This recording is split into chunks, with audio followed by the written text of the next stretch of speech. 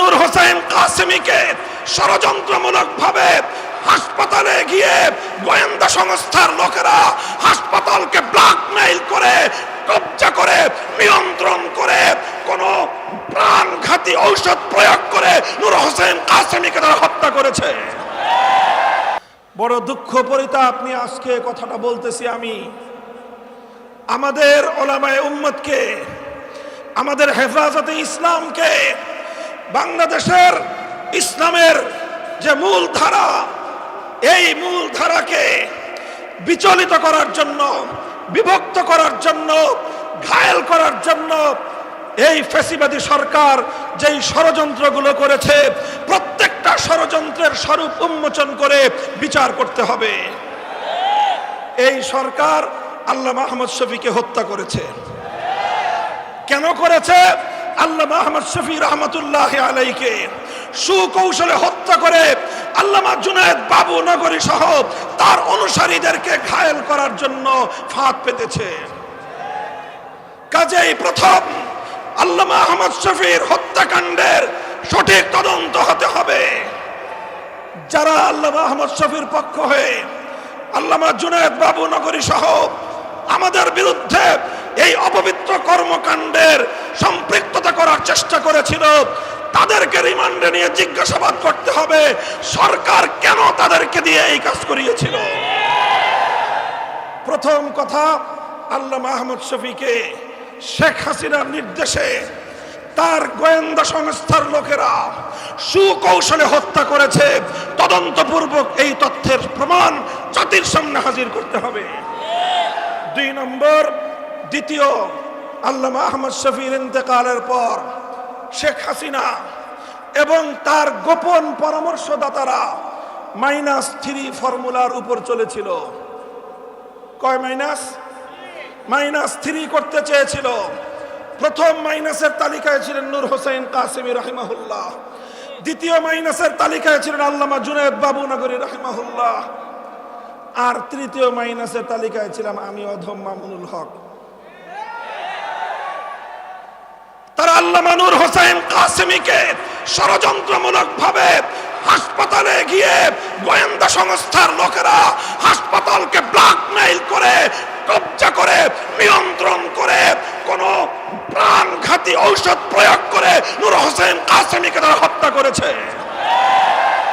সেই হত্যাকাণ্ডের সঠিক তদন্ত এবং বিচার করতে হবে।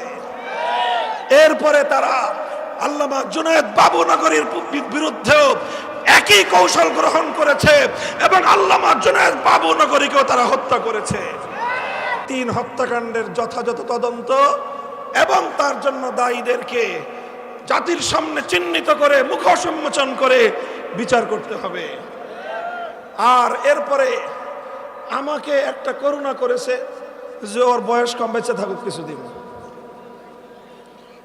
আমাদের 3 মুরব্বীরে মারছে, আল্লাহ জানে ওদের মধ্যে কেউ হয়তো আমার প্রতি তার একটু দয়া হয়েছে যে ও বেঁচে থাকুক, কিন্তু এমন ভাবে বেঁচে থাকুক যেন এদেশের মানুষের কাছেও মুখ দেখাতে না পারে।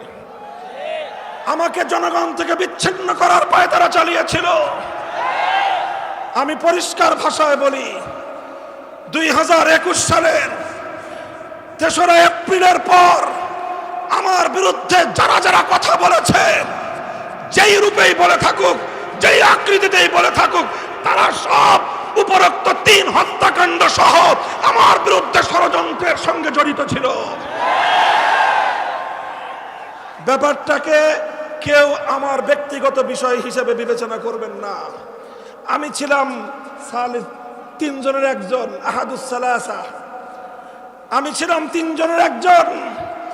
আমার 2 পূর্বসূরীকে হত্যা করেছে, আমার আল্লামা আহমদ শফীকে তারা হত্যা করে আমি যেন এদেশের ধর্মপ্রাণ মুসলমানদেরকে নিয়ে এই ষড়যন্ত্রের বিরুদ্ধে রুখে দাঁড়াতে না পারি, এজন্য আমার বিরুদ্ধে এমন ষড়যন্ত্রের বীজ তারা বুনেছিল, এমন ষড়যন্ত্রের চাল তারা বিছিয়েছিল যেন ভবিষ্যতে আর কোনোদিন কেউ মামুনুল আশা করে। কথা বলেন ঠিক না বেঠিক? ইনশাআল্লাহ আমরা ঐক্যবদ্ধ আছি। আমাদের সভাপতি সাহেব আমার জন্য মন্ত্রিত্বের কথা বলেছেন। মন্ত্রিত্ব সাময়িক বিষয়, মন্ত্রিত্ব সাময়িক বিষয়।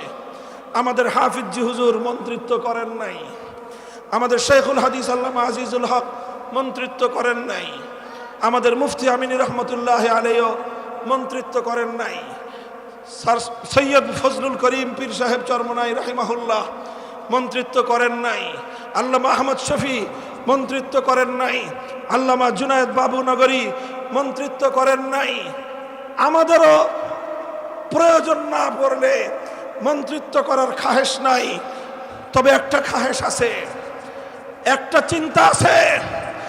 বাংলাদেশে বোনাস হায়াতটা আমি পাইছি, আমার বেঁচে থাকাটা এখন বোনাস।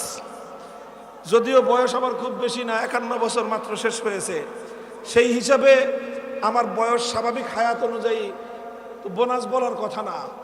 যেই ষড়যন্ত্রের জাল ভেদ করে আল্লাহ পাক আমাকে আমাদের পূর্ববর্তী আকাবেরে সালাসার পরে আল্লাহ আমাকে হায়াতে রেখেছেন, এটা আল্লাহ পাকের বিশেষ কুদরত।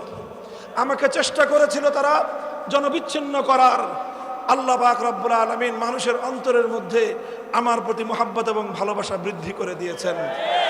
এটা আমার কোনো কারামত নয়, এটা আল্লামা আহমদ শফির কারামত, এটা আল্লামা জুনায়েদ বাবুনগরীর কারামত, এটা আল্লামা নূর হোসেন কাসিমের কারামত। তাদের এই হত্যাকাণ্ডের কথাটুকু জাতির সামনে তুলে ধরার জন্যই হয়তো আল্লাহ আমাকে বাঁচিয়ে রেখেছেন। পরিষ্কার বলতে চাই, পরিষ্কার বলতে চাই, জালিম ফ্যাসিবাদী স্বৈরাচারী হাসিনার আমলেও হকের মূল কথার ক্ষেত্রে করি নাই। ভালো ভালো বুঝাইছিলাম, মরা বাপের মূর্তি বানায়েন না, ভালো হবে না। মানুষটা মারা গেছে এবং তাকে আমরা মুসলমানই মনে করি, কাজেই তার মূর্তি বানায় আল্লাহর সামনে তাকে লজ্জিত করেন না, জনগণের সামনে তাকে অপমান করার ব্যবস্থা করেন না। কথাটা ভালো লাগলো না আমাদের। আমার বিরুদ্ধে তিনি ক্ষিপ্ত হলেন, জাতীয় সংসদে তিনি আমার বিরুদ্ধে কথা বললেন, তার গোটা রাষ্ট্রযন্ত্রকে আমার বিরুদ্ধে লেলিয়ে দিলেন।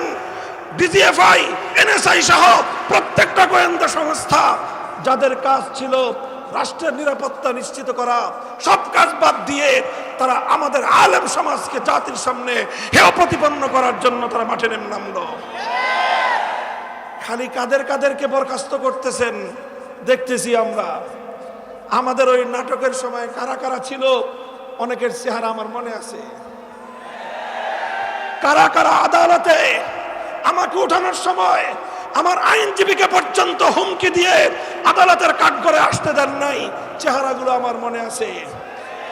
আদালতে থাকবে বিচারক আর আইনজীবীরা। আমাকে আদালতে উঠানোর সময় সশস্ত্র বাহিনীর সদস্য সেখানে উপস্থিত কেন ছিল, প্রশ্নটা আজকে করলাম না, প্রয়োজন হলে ভবিষ্যতে করব। মনে রাখবেন, মনে রাখবেন, আলেম সমাজকে জাতির কাছ থেকে বিচ্ছিন্ন আপনারা করতে পারবেন না। কারণ উলামায়ে কেরাম আল্লাহর জন্য কাজ করেন, আল্লাহর দ্বীনের জন্য কাজ করেন, হকের ঝান্ডা সমুন্নত করার জন্য কাজ করেন। জীবনের পরোয়া করার সময় নাই। বলে দিয়েই আবারও বলছি, হিন্দু ধর্মাবলম্বীরা তারা তাদের মন্দিরে মূর্তি কয়টা বানাবে সেটা নিয়ে আমাদের মাথা ব্যথা নাই।